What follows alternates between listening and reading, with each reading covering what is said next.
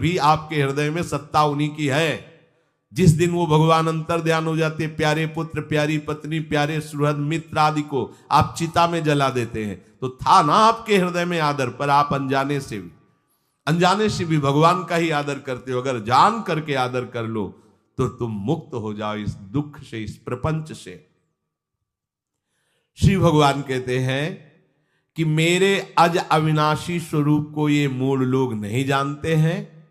केवल वही जान सकता है जो मेरा आश्रय लेकर के मेरे को पुकारता रहता। भजन का मतलब तब पुकारना, भगवत चिंतन करना।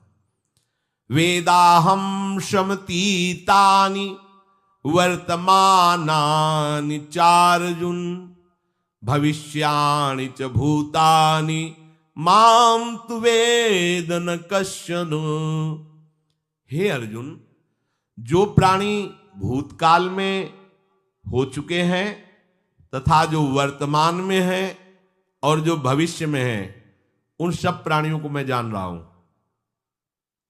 जैसे आंवला ऐसे रख लो तो चारों तरफ से देख सकते हो, ऐसे भगवान अनंत ब्रह्मांडों को, जीवों को एक साथ देख रहे हैं।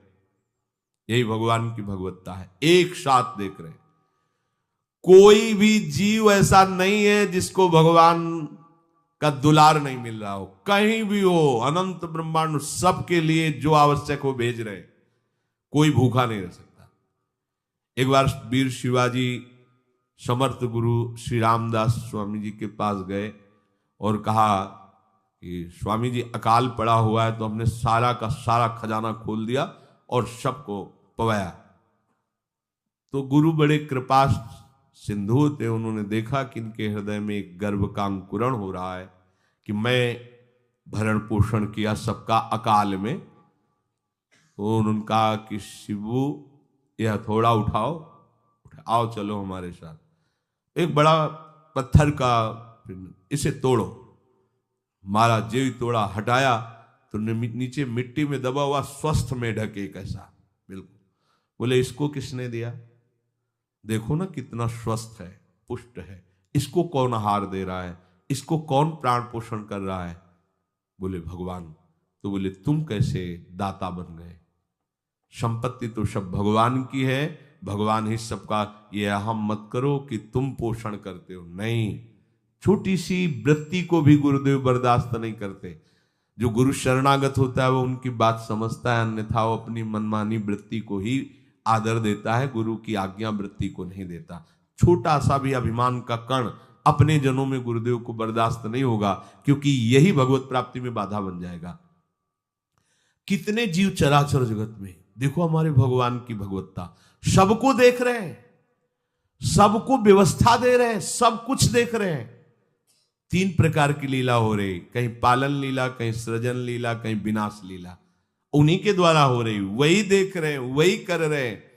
अगर ये बात तुम्हारी समझ में आ जाए तो अभी भगवान की शरण हो जाओ। पर अहम के कारण ये बात समझ में नहीं आती।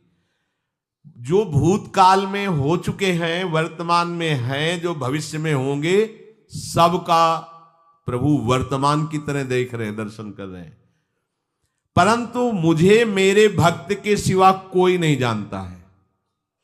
भक्त के सिवा कश्यन, कोई भक्त बिरला, वही केवल भगवान को भगवान सबको देख रहे हैं।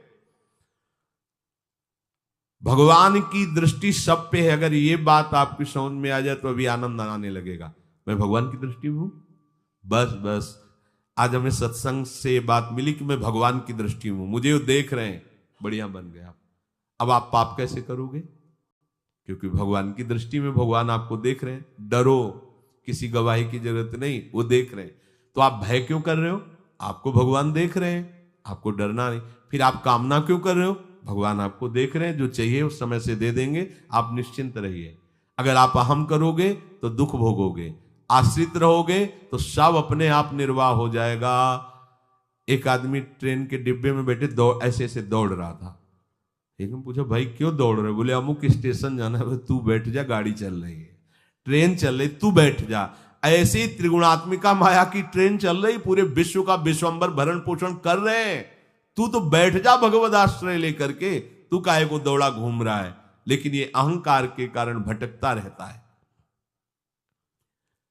भूत, वर्तमान और भविष्य काल, ये तीन विशेषण देकर भगवान कह रहे हैं कि मैं सबको देखता रहता हूं, जो हो गए, जो हैं, जो होंगे।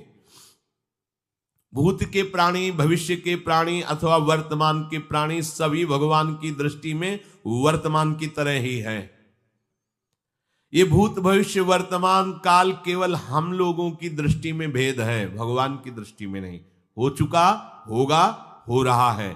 भगवान की दृष्टि में सब हो रहा है, पीछे का भी, अब का भी, सब सामने चल रही सीन। हमारे हृदय में विश्वास हो जाए प्रभु हमें देख रहे हैं। अभी तो हमें ये नहीं पता कि हम भजन कर रहे हैं, भगवान पता नहीं जान रहे हैं कि नहीं जान रहे हैं। अभी भक्ति में रंग आ जाए, अगर ये बात समझ में आ जाए कि प्रभु देख रहे हैं हमें। देखो, जब हमारे गुरुजन बैठकर सुनते हैं और जब गाने को अवसर मिलता है तो ज्यादा उत्साह होता है कि बैठे सुन रहे हैं।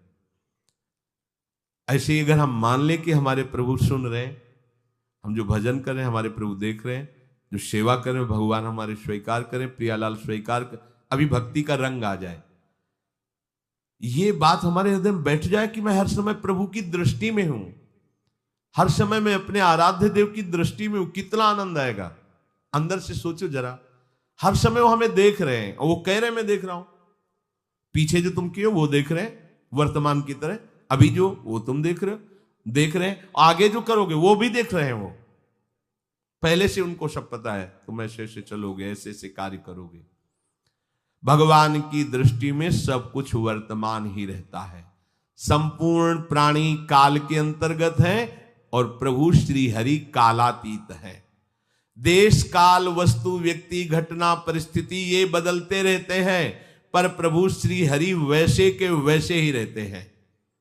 काल के अंतर्गत प्राणियों का ज्ञान एक सीमित है।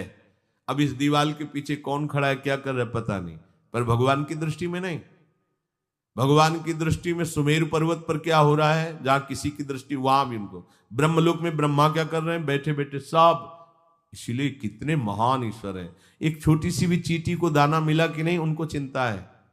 देखो, आप छोटे से 2-4 लोगों का भार लेकर के चिंतित हो रहे हो, अनंत ब्रह्मांडों के अनंत जीवों का भरण पोषण प्रभु हमारे कर रहे हैं और निश्चिंत हैं।